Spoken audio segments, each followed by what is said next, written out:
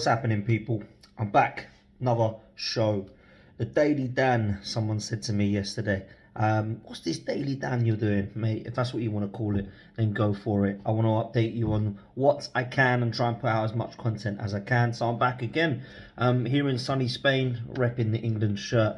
But I am catching the sun, I tell you that now, and you can really see it on camera. Big up to everyone for being here yet again. Big up to all of you for the support over the last few days. It's been fantastic, and I'm glad you're enjoying the content. Please make sure you do me a favor and hit the like and the subscribe button, because it can then reach our new target, which, believe it or not, now is 30k. That is insane. Unbelievable that I'm still saying that, but here we go. Going to talk a little bit about Osimhen today. We're going to talk about KERKEZ and how Arsenal are linked with him. We're going to talk about Elise and where you believe he will be off to in terms of activating a release clause. We're going to touch a little bit as well on FOFANA, who is a guy that I have been monitoring for the best part of 12 months since he played against us in pre-season. And we're going to also talk a little bit about some of the other players that not just Arsenal need, but actually where we might see some of the bigger names going this summer. Because today, the transfer window opens tomorrow. Today we've seen lots of links, so it's going to be interesting. This is where it starts, people. Get excited, get ready for the Euros, and have the transfer window ticking along nicely in the background. Football, it is literally back. So tomorrow night, Germany-Scotland, I'm sure you'll all be looking forward to that one. And then the Euro starts. What do we think about England's chances? We're going to talk a little bit about that tonight as well. And what my England 11 would be. So a lot of people have asked whereabouts I would go with that in terms of the England 11. So now that you've liked, now that you're subscribed, make sure that you are sitting back and ready to get involved in this chat. Let's start with England, shall we? It's going to be on Sunday, our game. I think we're playing Sunday, Thursday, Tuesday, something like that. England 11, let's just go with it. I'm surprised with a couple of players that have dropped out. Maddison, Grealish, Branthwaite, Maguire are all the ones that people would say would be a shock to not have gone.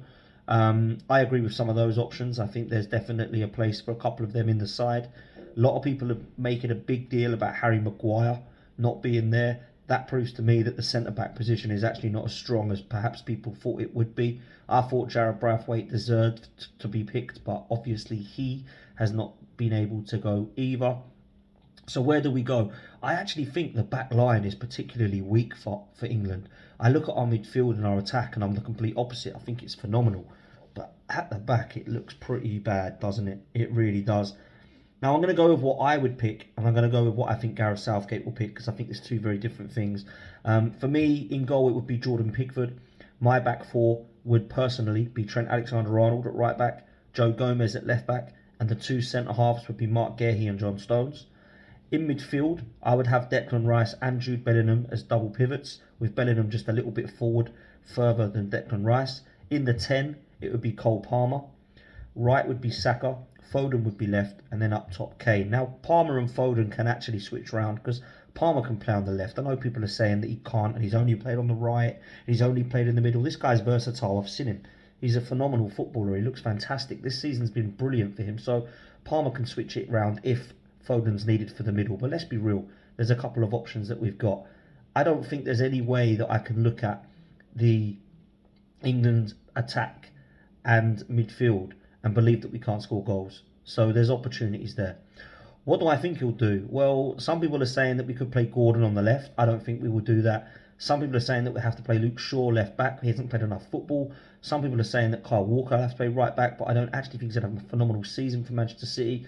And some people are saying that in midfield we could change it around a bit so that Foden has to play there or Bellingham has to play there in the 10. This is what the team I think he'll go with. For me, in goal, I think we all know it's going to be Jordan Pickford. I think Kyle Walker will be at right back, and I think Trippier will be at left back. I also believe that it will be John Stones and Guehi in the middle. I think they're the two that he'll go with. I think in midfield, this is where it gets interesting. I think it'll actually be a bit of a shock. I think it will be Declan Rice, Jude Bellingham, and I think it will be Conor Gallagher. He loves a workhorse in there, does Gareth Southgate. He absolutely loves a Mason Mount, a Calvin Phillips, a Jordan Henderson, Who else has been in there in the past? A James Ward-Prowse. He's always had someone in there that you think, scratch your head moment. And I think that guy this time round will be Conor Gallagher. And then he'll have Foden left, Saka right, and Kane through the middle. That's what I think he'll do. Now, some people are suggesting that Kobe Mainoo would be a better option than Conor Gallagher. I would agree. Some people are saying that you have to play Foden in the 10. I would agree that would be brilliant if you could. But I just think that Gareth Southgate's going to look at somebody like Conor Gallagher and believe that he's the man to give him the little bit of work rate that's needed. And I think that although England have got fantastic options, I don't know that they're really in their best positions at times.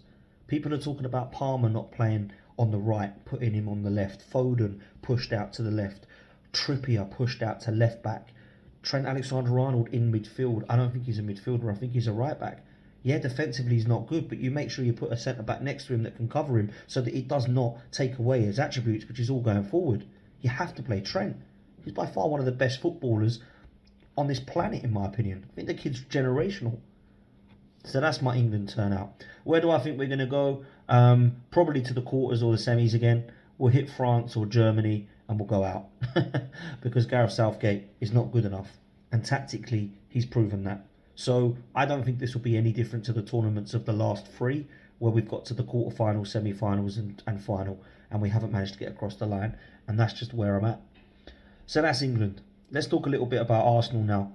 Arsenal today being linked with a couple of players that I'm excited about, and a player who, let's be real, we've been linked with now for a long time, and that player is Victor Osimhen.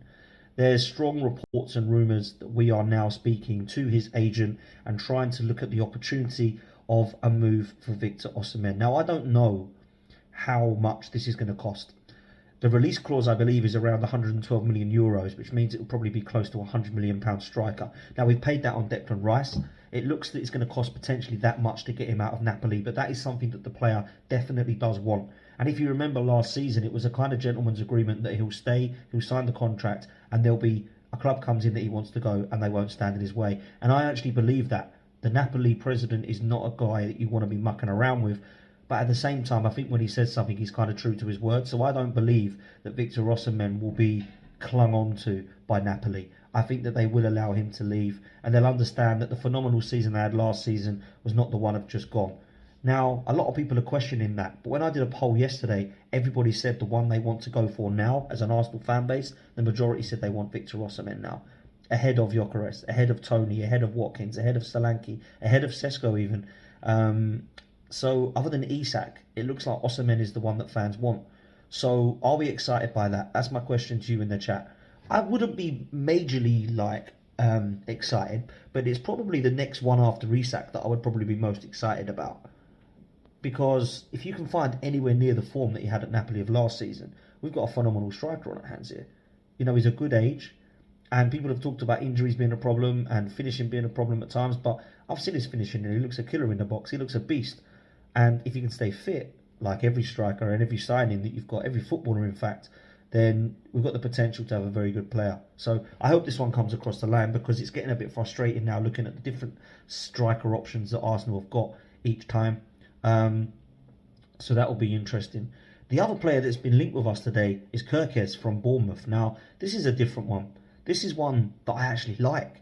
I really like KERKEZ. I think he's a fantastic talent. I think he's going to be a very, very good fullback. And I do believe that he will definitely leave Bournemouth and go on to greater things. Now, the left-back option is a strange one. Tierney, we've spoken about that, looks like he's going to be off. Tavares is going to be off. Zinchenko, there's rumours that he might leave and might stay, they're not sure. That leaves Timber. And, of course, Tomiyasu, who can play there, but probably will be needed in other positions for cover. So I look at this now, and I think to myself, where are we at when it comes to the understanding of where Arsenal and what Arsenal need? I think Arsenal need a right-sided centre-back, man. I think Arsenal need a right-sided centre-back that can cover Saliba. And once they get that cover for Saliba, I think we've actually got two players in each position. Our two right-backs are Ben White and Tomiyasu. Our two left-backs will be Timber and Zinchenko. Our two right-sided centre-backs will be Saliba and the one that we bring in. And our two left centre-backs will be Gabriel and Kivior. Now, there's an option to upgrade on Zinchenko, and I think KERKEZ. Do I think it would be? Is that harsh to say it's an upgrade on Zinchenko when he's really young and hasn't really played KERKEZ? I do think as well, though, that Zinchenko could stay at Arsenal and do a job. I just don't see Zinchenko playing first team football at Arsenal. He's just not defensively good enough. So that could be an option for us, KERKEZ. I think he's had a very good season at Bournemouth, and it's a player that I've looked at this season and raised eyebrows at to say, where's he come from and who's he? So it kind of excited me, that link. Very, very mildly linked with him today. So, of course, not heavily linked and rumoured to go and sign him within the next couple of days by any means. And then I'm going to leave you with Youssouf Fofana, a player that I believe we should get. 25 to 30 million pounds for this guy. He's a box-to-box beast. Defensively, as good as going forward. Attributes of Patrick Vieira type, Yaya Toure type attributes that you want to be seeing. If he gets anywhere near to either of those players, we've got ourselves an absolute monster. I think he's 24 years old. He's wore the armband a couple of times for Monaco. Once out, they've accepted he's leaving. And we are apparently interested in looking at Youssouf Fofana. Now, this is a guy that I think we have to get in. Whether it means you go for somebody else as well, absolutely we do. But that is the box-to-box guy, and you're back up for Rice. And then you decide what happens with Thomas Partey. Do you keep Partey, Jorginho, Rice and Fofana? Or do you go on top if Partey does go and get an absolute beast in there as well? And that's where Arsenal have got to look at. But I've been a fan of Youssouf Fofana since we played the Emirates Cup, and he was an absolute weapon. He was so good in that game. Scored the goal, brilliant in the air, great threat aerially in terms of defensively and offensively, brilliant in midfield, box to box, tirelessly working. I think this guy could be an absolute beast, a monster for us. So I'm a big, big fan, and I would love to see him at Arsenal. I think it'd be a great, great signing. So that's that. I wanted to leave you on Elise because it looks like Elise may have a chance to have clubs activate his release clause, which we still don't know how much it is, by the way. We're rumoured to be around 60. It could be less, it could be more. I have absolutely no idea. The rumour is that it's a Champions League club that can release and activate the clause. Now, Chelsea are not a Champions League club. And there's rumours that it might actually mean that Chelsea might have to pay more, I'm hearing today, which is crazy, right? It's crazy. But that's apparently what's happening. All I know is if Chelsea want a player, they don't care how much it is. Look at Caicedo. Look at Enzo. So I believe if I had to put my money down on the table, Elise will be a Chelsea player. Now, Newcastle are interested. Bayern Munich are interested. Arsenal, Man United have been sniffing around Elise. And I personally would love him at Arsenal. I think this is a fantastic signing. He's perfect cover for Saka. He can definitely, in my opinion, play in the 10 to cover for Ødegaard and Saka. And I think the kid, with the injuries that he's had, people are talking to him as if he's like an injury-prone player. It's the first real injury he's really had, to be fair. And look at the stats. When he did play, phenomenal. So, yeah, looks like Chelsea are going to get their guy, in my opinion. And they've wanted him for a while. They've been chasing him. I believe they actually had him in the ranks, in the youth ranks. I know Eze was at Arsenal until 12 years old. And he's gone on to have a great career now at Palace. And obviously bought from at QPR. Dougie Freedman, what a great bit of scouting he's done there. I mean, you have to look at Brighton levels here. He's got Eze, he's got Elise, Adam Wharton, Mark Guehi. Who's the others? Even Mateta, to be fair, had come from kind of nowhere, and he's turned him into a good striker. Joachim Anderson, Tyrick Mitchell. There's some really good players at Palace that I really like, and fair play. If they keep them, they've got a really good chance of getting top half, in my opinion, this season and going for a trophy. So, which is, of course, what Palace need. They haven't won one in their history. So that's going to be interesting. So watch this space on Elise. And I think as well, like, let's watch the space with Bruno Guimaraes. Let's watch what's happening with De Ligt, because Manchester United are linked today. Joshua Kimmich is a name that is still mentioned. Let's see what happens there. They're also looking at the Porto goalkeeper who I want, Diogo Costa, being rumoured to have a £63 million release clause. I'd go release that now. I think he's going to be the next Alisson or Ederson. And that's a goalkeeper that I want at Arsenal, not someone who's back up. And Wojciech Szczesny, let's take a look at this quickly. He apparently is not guaranteed to go out over to Saudi now, and it might be breaking down. So it's going to be interesting. There's some definite opportunities for us to look into. But Arsenal, I think, need a goalkeeper, a defender, 2 midfielders, a winger and a striker. And I just don't think we're going to get all of them this window. I think we're probably going to get one in each department. 4 signings: a goalkeeper, a defender, a midfielder, and a striker. And I think they're the 4 that we're going to be looking at. So watch this space, man. Like, subscribe. See you next time.